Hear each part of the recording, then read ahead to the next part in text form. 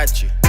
We in the dome right now, we in the zone right now. Put your hands in the air, cause it's on right now. Yeah, we back up in this thing and we coming for the crown. Nick and Kev on the mic. It's about to go down. We in the dome right now, we in the zone right now. Put your hands in the air, cause it's on right now. Yeah, we back up in this thing and we coming for the crown. Nick and Kev on the mic. It's about to go down.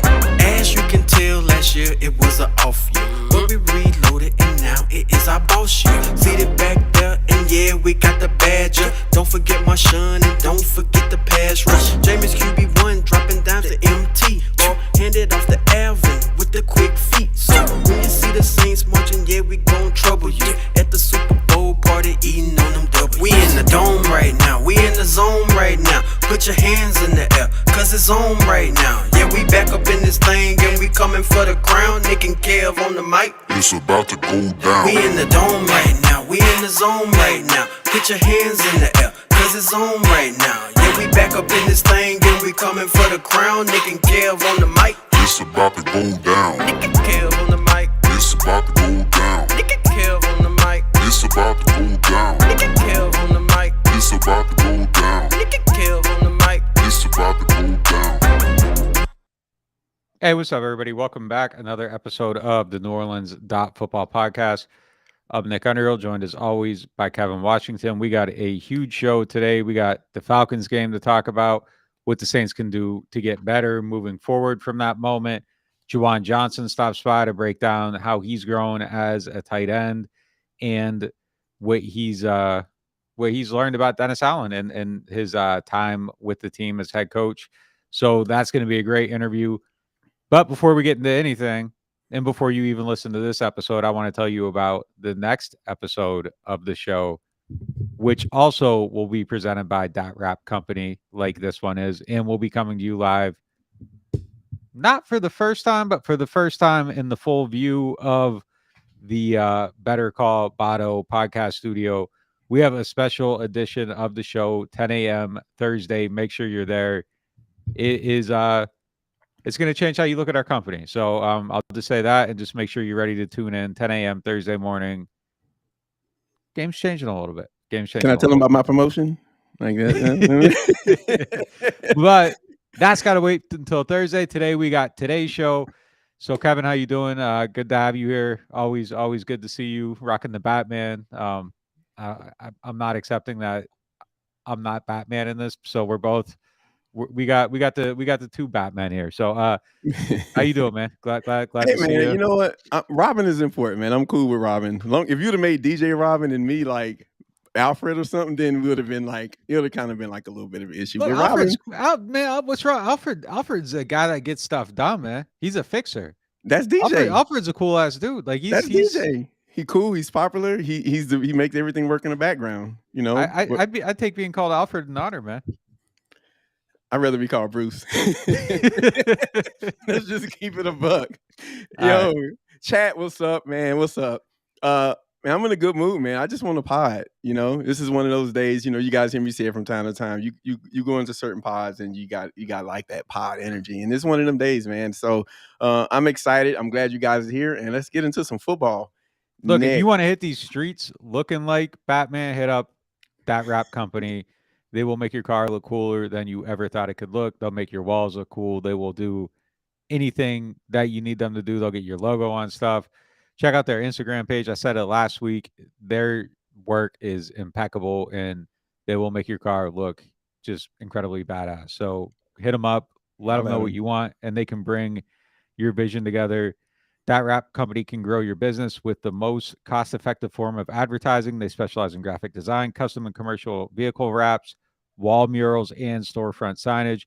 Whether you're wanting to give your car a fresh new look or you want to transform the face of your business, DWC can help get you noticed. Call them today, 985-237-4781. They're on Instagram, same name, Facebook. Check them out. Look at their work. They're your guys if you want to get your car done.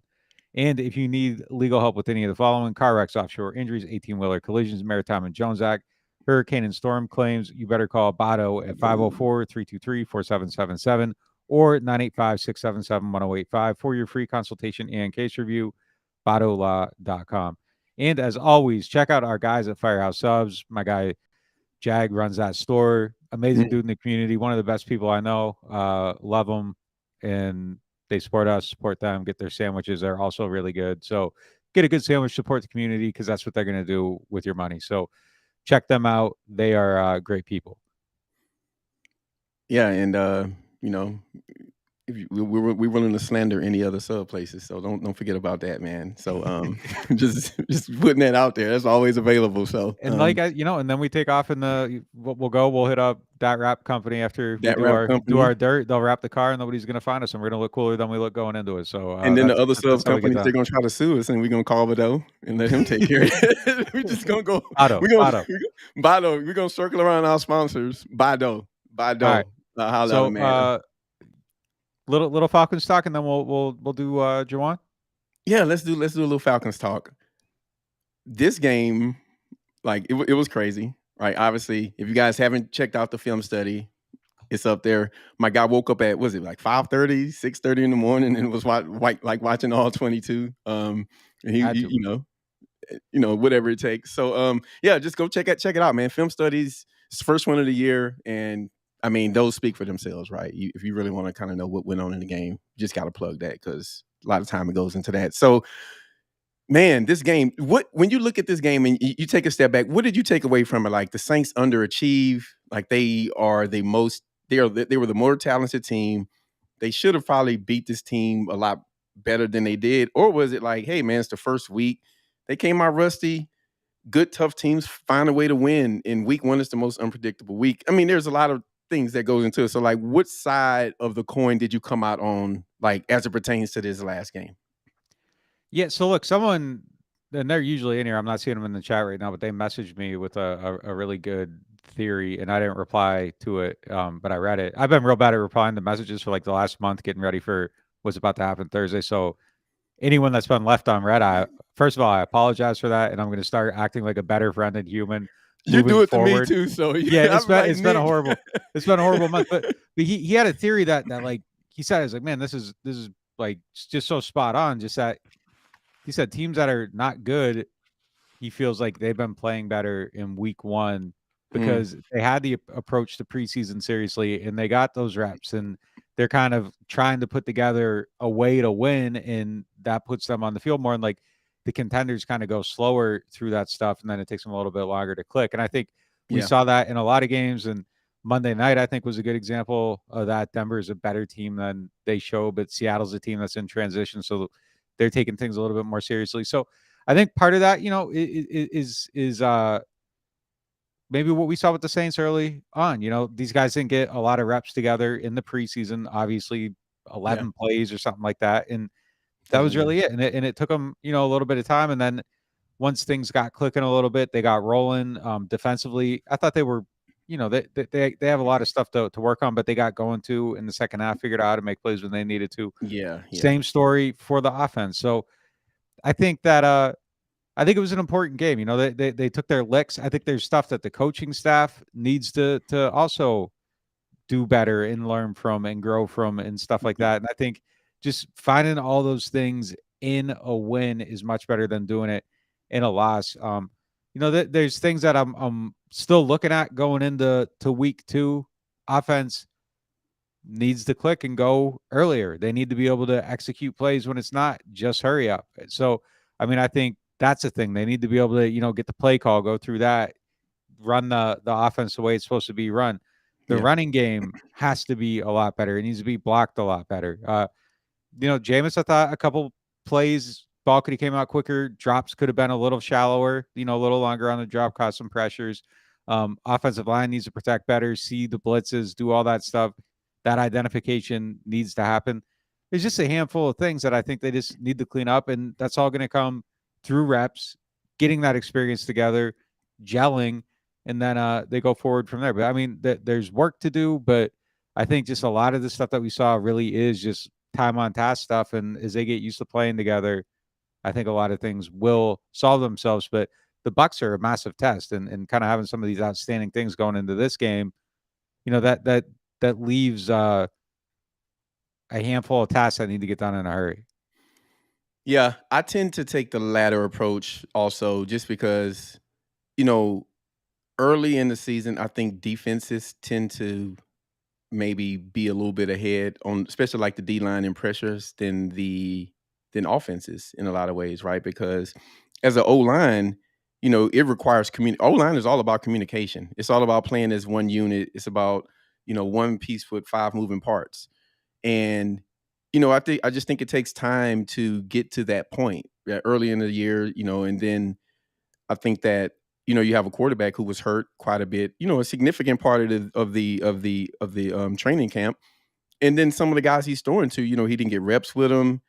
Mike had a hamstring. He was coming back from his ankle also, and so I just think that they just looked like a team who, probably needed a fourth preseason game, right, or at least a half of a preseason game, right? That third preseason game where you play a half and you get used to it, and that's just what it felt like. And you know, offensively, that's definitely like the vibe that I got. Defensively, I just think that they, Arthur Smith, I think he called a good game. I don't think that they really had a really good grip on, what they were going to do, and I think DA alluded to that. And so, those are his words.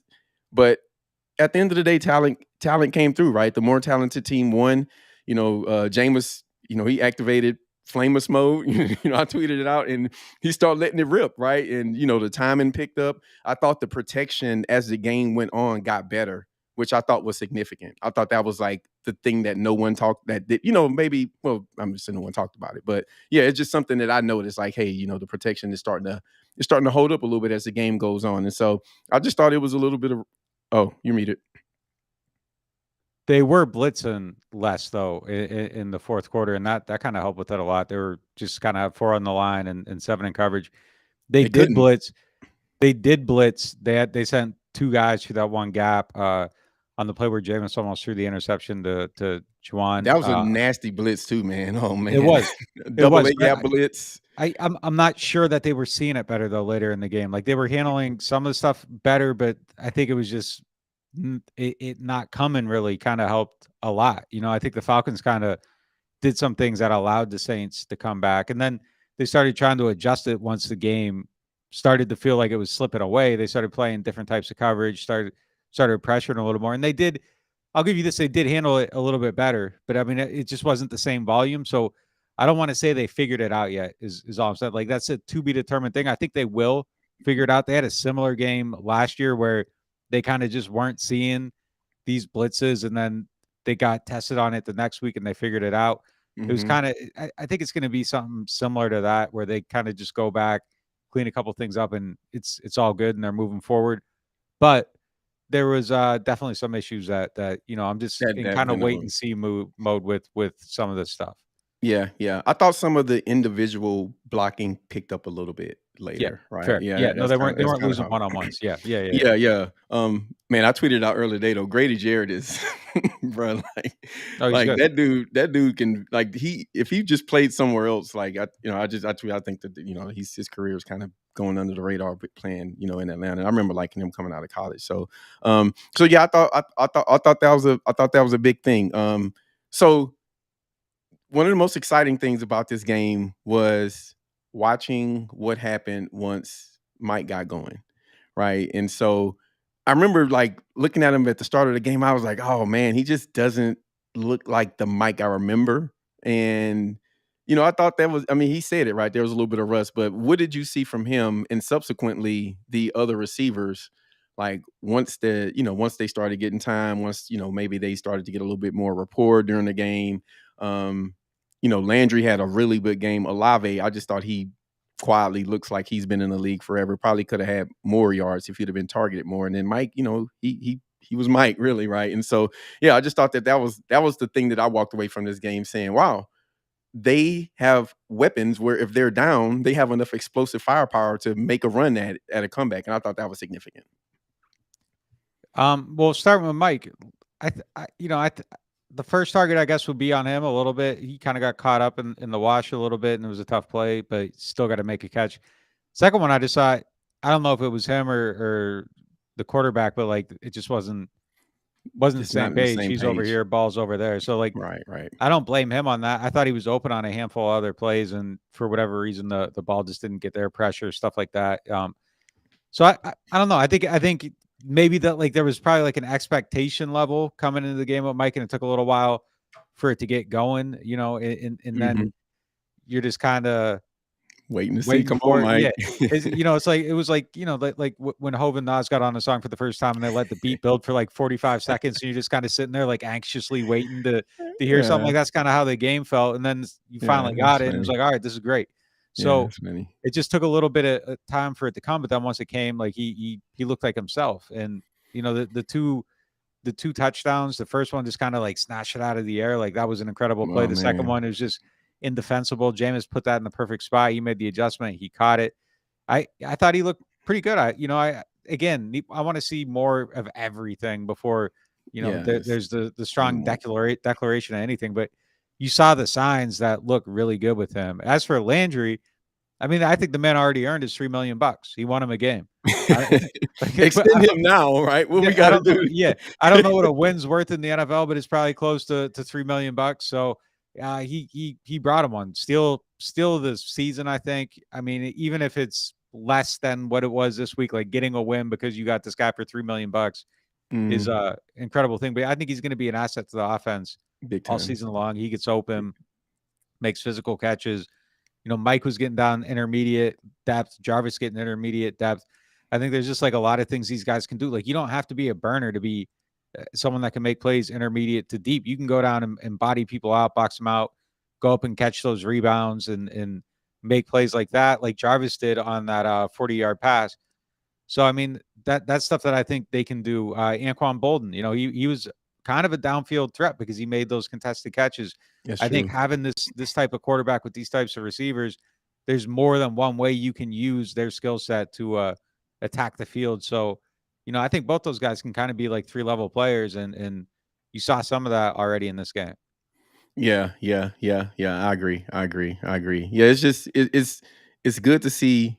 It's fun football to watch guys win on the outside at the receiver position 1-on-1, right? And I mean, they didn't get Alvin really going this game, right? He didn't play a ton of snaps, so I mean, arguably the best player on the team on some levels. You know, he wasn't even a factor on this game. So you know, just I'm with you. I don't think it's good to jump the gun too much with the offensive performance in the second half. Just like it's not okay to maybe overreact on some of the negatives, right? I think it's the first game of the season. Yep. I think DA and Pete Carmichael both said that, hey, we didn't put our guys in the best position at times. And DA said that repeatedly, and Pete did the same thing, right? And so I just think that, listen, the Saints defense, they were slow. The offense was slow. The coaching, the offensive and defensive play caller said it. And I think the referees were a little bit slow at times during the game too. And I don't want to be the guy that blames the refs, but, I thought there were some questionable calls. So, yeah, I just think it's the first game, and we'll see what happens.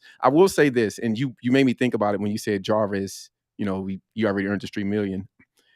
A lot of times, we talk about the Sean effect and how Sean just kind of can just be the catalyst for a win. And I kind of felt like I don't want to just always be in the shadow of Sean Payton because DA is the coach, and I just don't like to talk about him too much. But this was a team win, man. It was like a team that came ready to play, and they kind of had that personality. Like, man, the game isn't over, right? The game isn't over, and we believe that we can win any game regardless of what's going on. And I think it was good to see that mentality persist into this season without him here. So I wasn't necessarily concerned about it, but it is something that you kind of got to see. And I do think you can take this out of the first game, is that they're resilient and they don't quit. I think that's a take that you can take out of this game. So I thought that was significant. Yeah, for sure. One of the other guys that looked really good offensively, Juwan Johnson, looked like a level up, honestly. Like, for real. Yeah. I mean, you guys will hear some of the stuff he spoke about, some of the things he did this offseason to, improve his game in certain areas. I don't want to give away, some of the things he said because you guys get to hear it. But yeah, I did think that listen, man, he played well. I think Jameis is clearly comfortable with him. And I think he's going to be a significant part of the pass game. And I think with those guys on the outside, I think the opportunities for him and maybe some of the matchups for him become better, right? Yeah, I mean, if everything we saw in week one persists, I mean, that's absolutely That's best case important. scenario. He's already, I think, their best receiving tight end. And I thought he was last year, honestly. And I was kind of surprised, like in the games he was inactive last year, because it felt like he was a weapon, a red zone threat, and then they had him inactive. Like that was something I never really understood, because every time he was on the field, it felt like he did something incredible, and Mm. they kind of took him off, and I was surprised by that. But look, I mean, you saw it again, and then the blocking The ability blocking, seems yeah, I was going to tell you talk about that. significantly improved. So yeah, there's Tyron right now. I told him about your theory at the beginning of the podcast. We talked about it. You gotta check it out if you're just getting in here late. But yeah, so I thought his blocking was greatly improved. We hear all about that in this interview we're about to play. Juwan comes to us courtesy of Desi Vega's Steakhouse. They got the best steaks in the city. Check them out, St. Charles Avenue. Here's our interview with Juwan.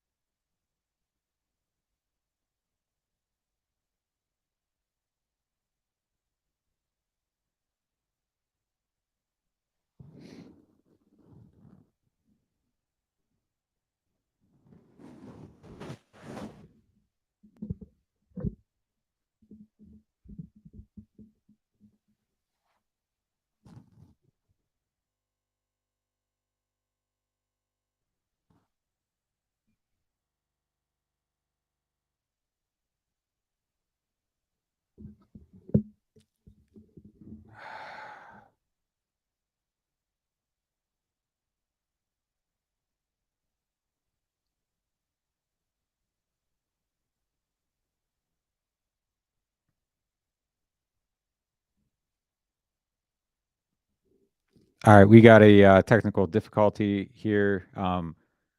We don't got any audio on this interview, so we're gonna have to try to play this again. Give us 1 second to figure this out. Live broadcast. Apologies. 1 second here.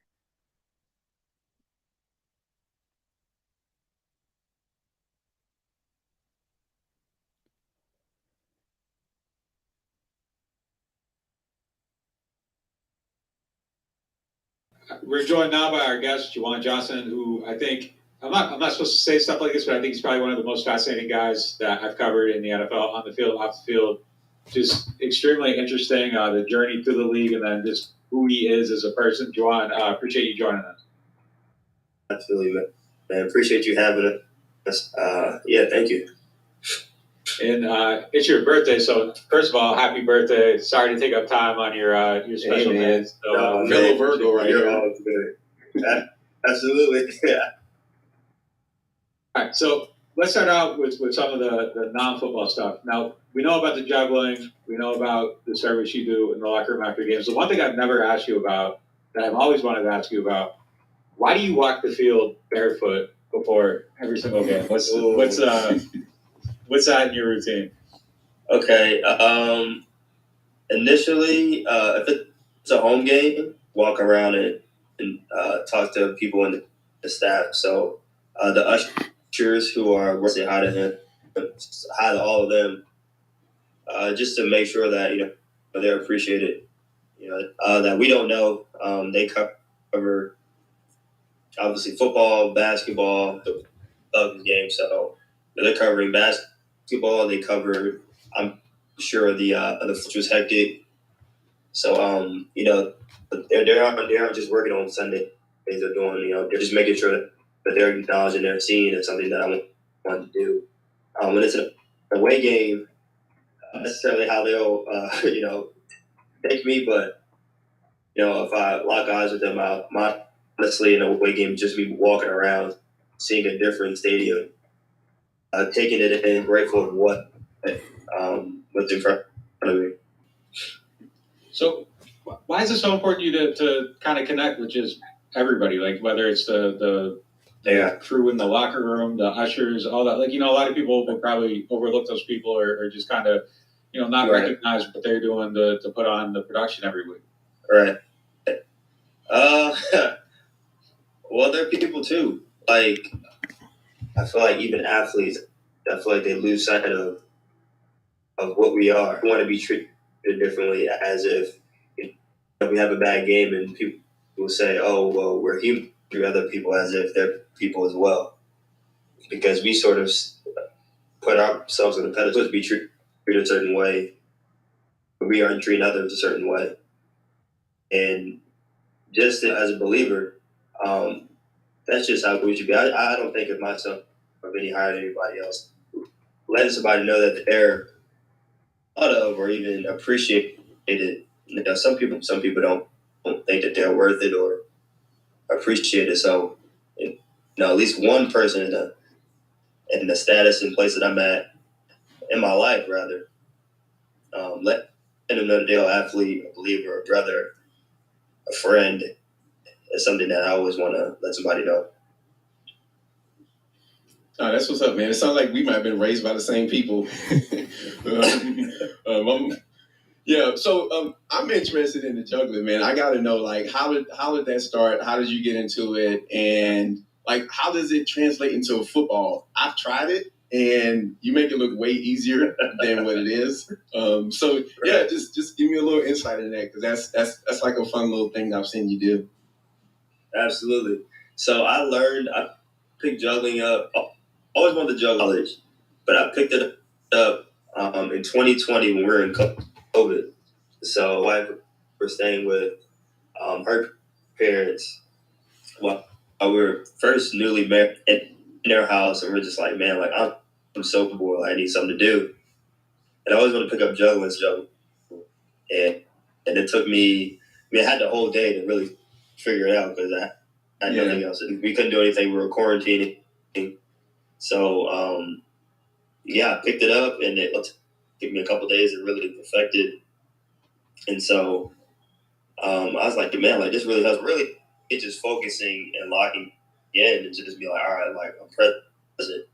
And so the more as, like, hand-eye, like, my hand placement where the ball is at, and me locking in and me being focused, like, locking in on a ball and just being like, if I'm just doing it just to be impressive, then I'm not really locking in. So, but team here and there, and so I'll grab different balls to try to focus my eyes on. All right, so this game, it looked like your blocking got a lot better. Is that a fair assessment? One, and two, obviously it's a fair assessment. What was the process behind your, I don't know, rapid improvement in that? It just seems like something you really locked in on. Yeah. I mean, it's been a long time coming. I'll tell you, last year was definitely too blocked because I felt like I didn't invest a lot of time in like, blocking. Isn't that half of blocking is knowing what you're doing, and so and felt confident in what I was doing. The blocking felt. Obviously, it is hard to block someone who is 290 pounds on the edge, and guys, when you know where you're going, where your leverage can be at, how strong you can be, or differ from where his body's at. It's totally different. I figure just kind of like doing my thing and just trying to, and hopefully I'm in the right spot. And so I really just locked in on just every week, like every week I picked that run scheme I was working on, and I just locked in on it. And then I just really took heart to what Dan Rochard was saying, and was like, man, I really need. And so I just locked in on it, worked on the fundamentals, and honestly, like, it's not a lot that I did, just not knowing the run scheme and felt confident. And how did that second effort block on Taysom's 57-yarder field? You got down there, and I mean, you definitely took the dude out, but it looked like you took a little damage on that one. No lie. Oh, man. Honestly, like, there was so much running through my mind. I mean, to be honest with you, we called the play, and obviously we got okay. I had no idea. And the and started, going crazy. So now I look back and then man, I kept thinking of like Bobby Boucher, and like I'm like this is my true thought, and I was like, man, I always wanted to like dive and hit a beat, and he did the exact same thing to me. And I was like, man, this looks real bad. And so I'm like on the ground, like, dang, I hit hard. And not only I get hard, dang. So it was, yeah. It was, yeah. No, man, look at you got down the field, you were leading the way. I mean, that's a huge effort. Like a lot of dudes aren't going to make that same effort. So that was a few more yards. I just love winning, and so I'm just glad I could do this. I took, everybody was laughing at me for that one. Yeah. From my perspective, man, you slip as you was trying to block them, so you kind of right. That's how we go. That's how we go. Right, definitely. I appreciate that. I agree. Yeah, so you were talking about your blocking, and just a couple of things there, like what Roshar being like, him coaching the O-line before. Does it help you, like him being a tight ends coach now, and kind of transitioning those skills as a tight end from an offensive lineman? And also, like, were you able to keep your like speed and athleticism while maybe like gaining some weight to be more, proficient as a blocker? Was that something that you kind of had to do? Yeah. I first like to say that, and this is not me being biased, because I look at film at the teams, and he is the best tight end coach in the league, and it's no question about how only sound he is. How prepared I am going into the game is like I've never been before. Like I know exactly what they're going to do. I know exactly what's coming. Like everything, and I mean, don't get me wrong. Like we're like the last ones out of meetings to go to practice, or just because of how prepared like he wants us. And I mean, it could be annoying at times, like to enjoy the rest of my day and the rest of my life. But the thing is, out of my life, because this coach right here, one, he cares, he's so genuine, but he really wants us to do well. And so that's something that I can see that in us, just because I see like from even Mason to Kroll to JP to Nick to me, you can see how we are in the league just because of how fundamentally sound we are. And so just putting on weight, and I feel like that's even better than putting on weight. But in terms of me, I said this in Green Bay in an interview, I had no idea like what it was, and then the speed just stayed. Like I tried to keep on running to like I feel great. Like the way I feel when I'm running, I do feel strong. Do I feel faster? I'm not sure. I do feel fast, but I don't. When I'm watching film compared to last year or this year, I don't feel like I missed a beat. I feel more fluid and more elusive and quicker than I did last year. So, I'm really excited about in terms of just running and keeping this weight on it and running routes. What do you think is like so special about your guys' hurry up offense? Every time it seems like you guys go to it, like people are running free, and like does it feel like more open and fluid and like crazily in rhythm and everything when you guys are running it? The thing is, like we practice this a lot. We go over this a lot, and I think Drew just kind of setting the blueprint.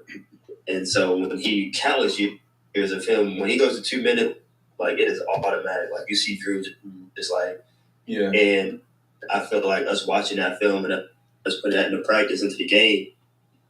I didn't even know we were going to 2 minutes. Like there was that one drive after I caught like a corner out into 2 minutes. And I was like, look, I didn't know we were going no huddle. And then we just started moving and have those signals, and we keep going and we're going. Like this is stuff that we've already times in the off season, but also during training camp.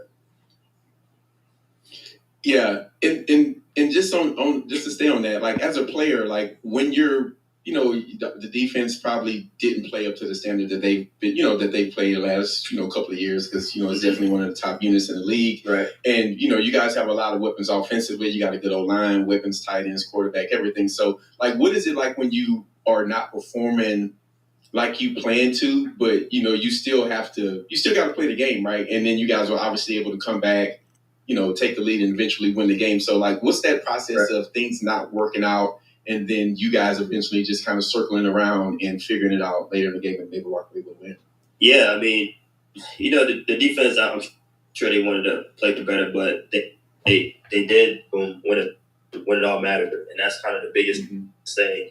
So, the defense knows we have to work on, but we came out in the second half and did our thing. I think the one thing that even I realized, going on later in my career, is that the offense, they kind of work hand in hand. So if we're behind, the offense has to play a little bit more aggressive. And so if the defense isn't, if the defense is playing as well, more points, we have to play more aggressive. And if it's the other way around, and vice versa.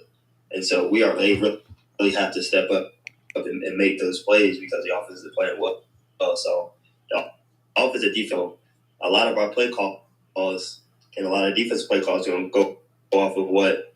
And so really, I'm glad that we did our thing, and the defense too, and they played outstanding. The second half, and they were doing well in the first half, outstanding in the second half, and that's what we had to do in the fourth quarter. And so if we had to like that the first three quarters, the defense wouldn't have to do something because their corresponding offense would probably have play aggressive, and we could have did our thing. So yeah. All right, last one for me. DA said it was going to be thick skin Monday. I'm just curious, what do you guys feel like you learned from this game, and how can you grow from it? Yeah, I mean, this business, you're going to have thick skin, especially after a game like that, where there were so many mistakes at some plays where there was 10 guys on the field. I was one of them on field goal, so I hear shoot out for that one. But just having that's part of being a great team. Where are we going to be honest? And if they aren't coaching you, then they're going to find somebody else to coach. I feel like that's just the biggest thing. Just us being in there, being tough skin, each other, and also players coaching other players. I feel like that's probably one of the best attributes is coaching other players, and the coaches not having to coach as much as they need to because we have the guys who are experienced who coach each other up. So it wasn't just coaching; it was the players too because they care just as much. Okay, yeah, and last one from me here. Who ran a tougher training camp? DA with this one, or Sean in his last one or two training camps? I'm not gonna lie. DA has a hard training. I'm not gonna lie. My first year in 2020, Sean had a hard one. We were outside a lot, but this past one was tough. We were. There's not. I can count on my fingers how many on my one hand how many times we were for camp, and we were outside a lot with DA. We got after it. I hold it back, but that's something that he wanted to drill. Is that he wanted a team that never quit, and it showed, and like stuff like that shows on. He wants to complain about being outside in the heat, or even just go. I mean, to me, honestly, I felt like we were already in game before this first game happened. I remember our special teams coordinator, Darren Rizzi, was like, "You guys had a great training camp. Can we wait for you guys to play?" I'm like, I thought we were in like game 3 already. Yeah, and so just having a camp like that, knowing that you who are the best in the league, like playing guys against Cam, Mark, feel so prepared. And so going into a game, you're just like, all right, like he had a hard training camp, and we're just like, all right, we good. Like we never waver. Like first of all, me, I never wavered. Like it happened, like never wavered. In the fourth quarter, it showed up on the hard work we put into just keep on going, and have this win streak keep expanding. You love that lightning siren, though, huh? That's my favorite sound during training camp. That lightning siren goes off. I'm moving a little quicker, get a little bounce in my step. I'm not gonna lie. I mean, that is probably one of my favorite sounds because it's very tough. Camp with DA is tough. Hey, I appreciate you, man. Great start to the season, and thanks for coming on. Yeah, thanks, man. Appreciate it. Absolutely. But all right, that was our interview with Saints tight end Juwan Johnson, again presented by Desi Vega Steakhouse. Appreciate him for coming on. I thought that was pretty good stuff, and man, the way he's playing those, it's exciting, and it's an answer for, I think, one of the biggest perceived weaknesses on the team. Yeah, so if he continues on the path he's on, I mean, it could really be a significant asset for this team. Yeah. And, like I said, take care of potentially one of the bigger issues that this team might have. Yeah, I totally agree. And just, if for him to grow his game and add blocking to his repertoire, he's already a big athletic guy who can run and move, and you would like to think that you can, generate some mismatches with him, especially with some of the other guys that are on the team now. So, and also I think that Jameis trusts him, right? I mean, last year I remember, I forget what game it was. Gosh, what it Seattle or something? I don't remember off the top of my head, but he just threw a YOLO ball to him, and he trusted Juwan to go up there and get it, and Juwan did. So, I think he's someone who Jameis trusts. He's someone who's still a young player getting better, and I think if he continues to improve, I think it's going to bode really, really well for the team. So low key tight end was a highly productive position for this team if you count Taysom in there as well, and you should. So I mean, it's just they got a lot out of their tight end room, a lot more than probably expected. I think there still needs to be look, as well as Juwan's playing, like Taysom getting involved in the passing game a little bit more, I think would be something that would be beneficial for them. And obviously if Troutman could find a way as well, but if Juwan's leading the way and kind of keeping everybody at bay in the passing game, that's a good thing too. So it's a really good thing. Yeah, definitely a significant potential area for the team now. Yeah, absolutely. Yeah, I think that if he's in a game and you just can't key on it where there's run or pass, and like I said, that seems like where he's trending with his blocking, then I think it just becomes a matchup thing, right? Because you have Mike who can line up outside or in the slot, Jarvis the same way, Olave the same way, and now you got Juwan Johnson the same way. Well, DA talks a lot about positionless players on defense. Well, offense, I wouldn't call it positionless, but the more you can do, the easier it is to run offense, right? And so, it's just exciting. It seems like he's excited about the blocking thing, which was interesting. I remember hearing him when he was in Green Bay and talking about like how big the guys are he was blocking. I meant to bring that up to him during the pod because it was pretty hilarious listening to him, have one of the post-practice pressers. But yeah, I mean, it sounds like something that he's embraced. And, a lot of tight ends, they just don't, man. They just want to be receivers. But, he's trying to be a complete tight end. It sounds like it's important to him. And again, just on this team, he doesn't have to get 100 yards a game, right? But if he makes a couple of big plays, he's available when he's needed. You get some matchup plays with him, call some plays for him. Yeah, I mean, it's definitely, something that could be a big benefit to this team. So, that'd be, I think they would welcome that, definitely. Tampa week. So it looks like, just starting looking at Tampa, we'll see what's going on with Donovan Smith. Practice will come, and he suffered, I think it was an elbow injury, and then Chris Godwin looked like he may not play. So he's out 2 to 3 weeks. He's not playing. So he's out. Yeah, okay. Yeah. I didn't want to speculate on it, but you got the facts. But Rap said it on McAfee's show. He's out 2 to 3 weeks. Okay. Yep. So I mean, look, I mean, you got to capitalize. It's the NFL, right? If a team is, they lose some guys at a certain position, that's the name of the game. And so, they lost their center for the year. They have a new guard. They lost one of their guards, and the other guard is new. So the 3 guys on the interior wasn't there last year. And your best wide receiver or first or second best, depending on how you look at, receiver isn't there, and maybe your potential left tackle. So the Saints defensively need to continue to do what they did the last 4 times they played Brady, right? And however many, it's just attack, be aggressive.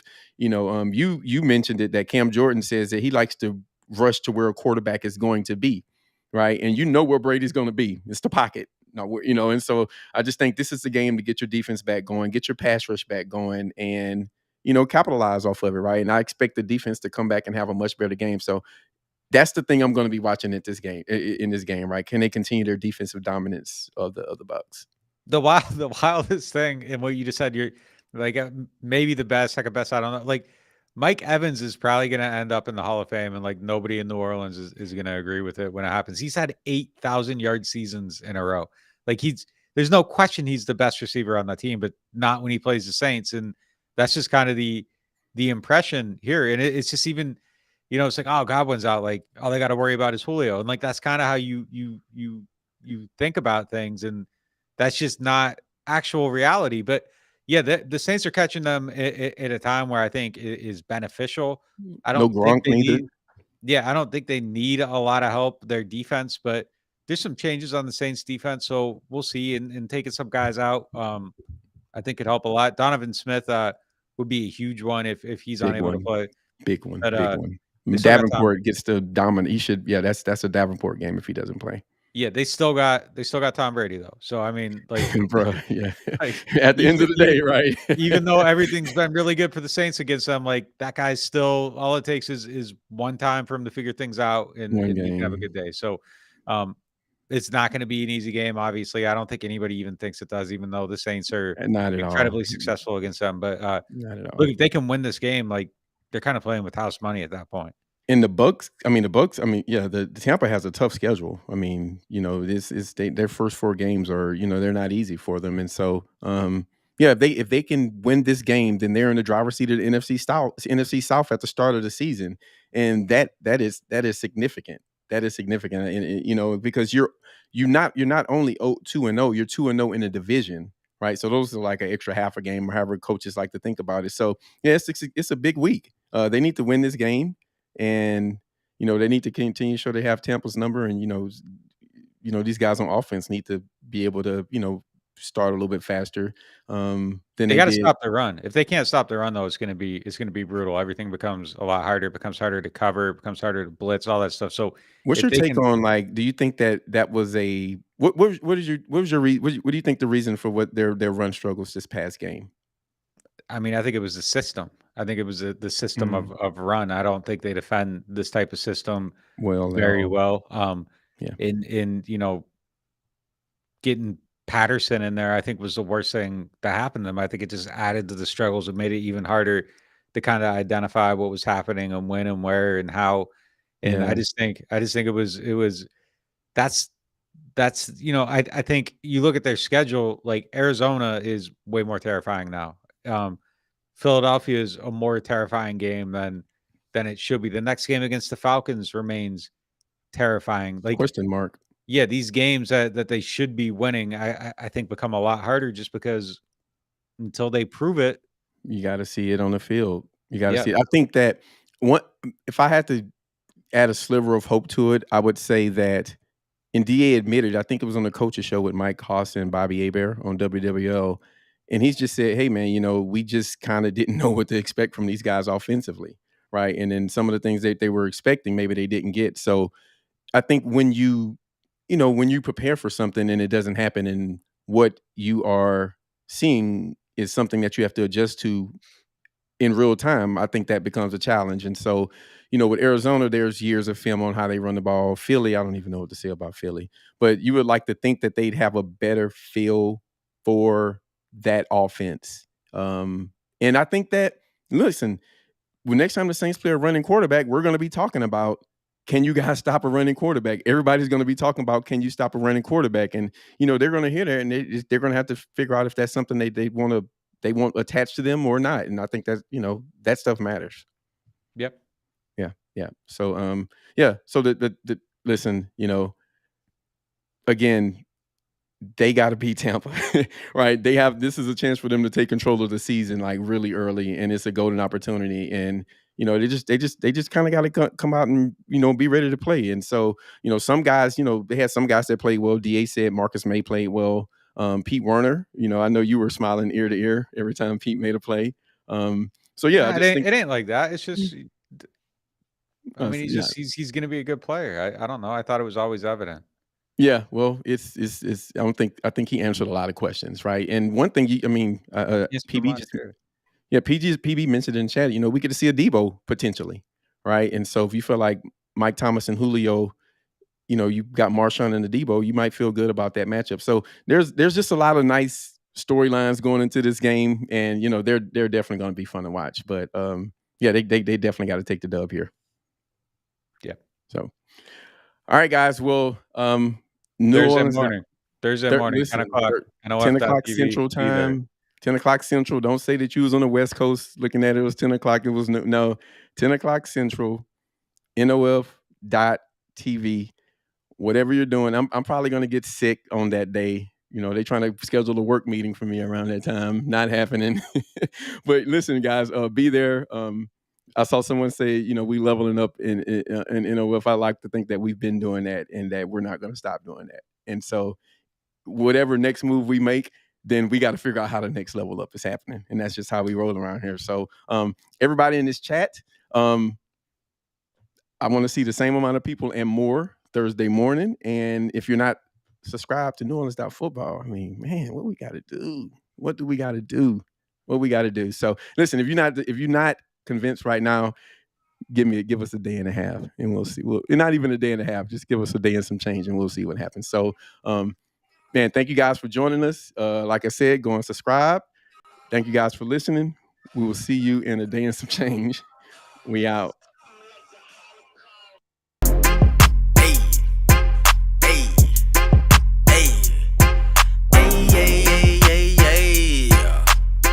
Nick and Kev, I got you. We in the dome right now, we in the zone right now. Put your hands in the air, cause it's on right now. Yeah, we back up in this thing and we coming for the crown. Nick and Kev on the mic. It's about to go down. We in the dome right now, we in the zone right now. Put your hands in the air, cause it's on right now. Yeah, we back up in this thing and we coming for the crown. Nick and Kev on the mic. It's about to go down.